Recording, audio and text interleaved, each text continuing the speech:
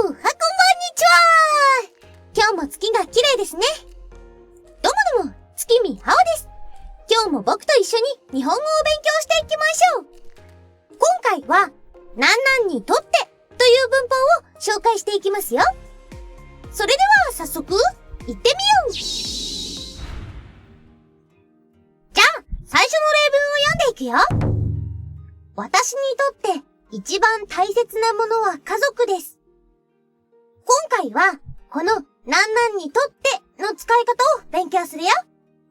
これは、なんなんの立場から見ると、という意味。この例文では、私という立場から考えたときに、一番大切なものは家族だっていうことが言いたいんだね。一番大切なものって、人によって違うもんね。みんなにとって一番大切なものは何かな？じゃあ、もう一つの例文を見ていくよ。外国人にとって漢字はとても難しい。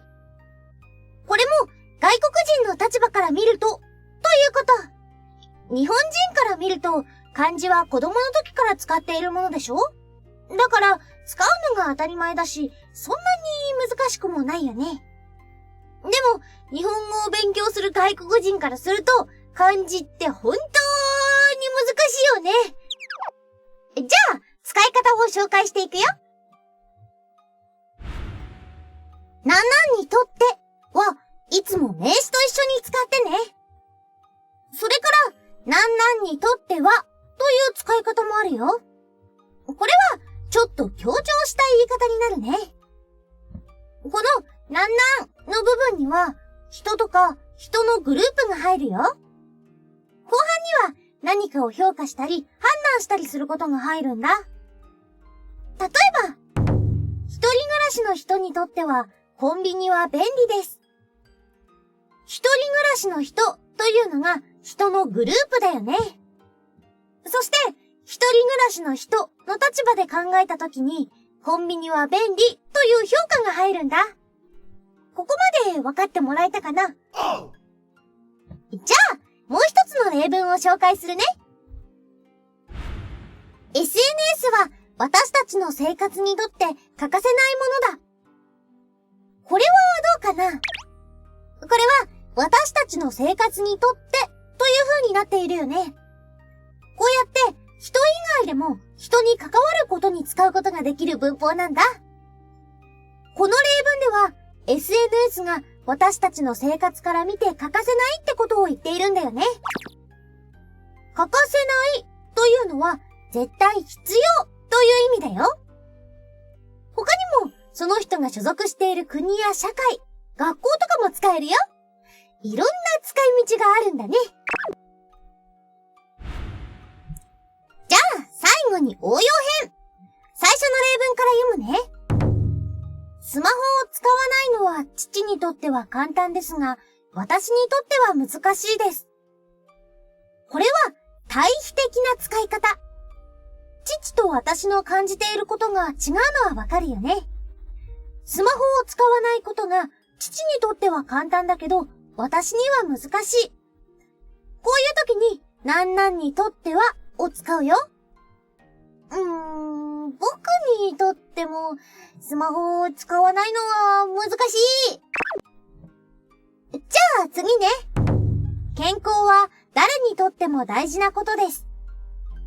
今度は、なんなんにとってもの使い方。これは、助詞のもの使い方と同じだよ。誰にも同じだよってことだよね。なんなんにとっては、会話でも文章でも結構よく出てくるんだ。特に意見を言ったりするときにはすっごく大事な表現だよ。しっかり復習してマスターしよう。それでは今日の復習いってみよう。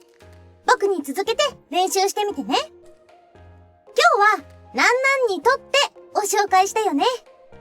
なんなんの立場から見たらという意味の文法だったの覚えてるかな？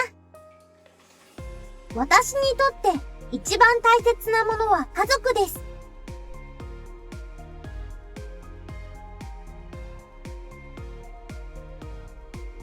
外国人にとって漢字はとても難しい。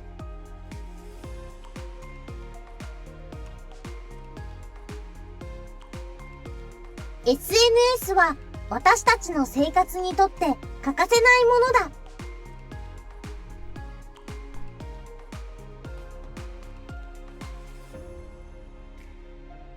スマホを使わないのは父にとっては簡単ですが、私にとっては難しいです。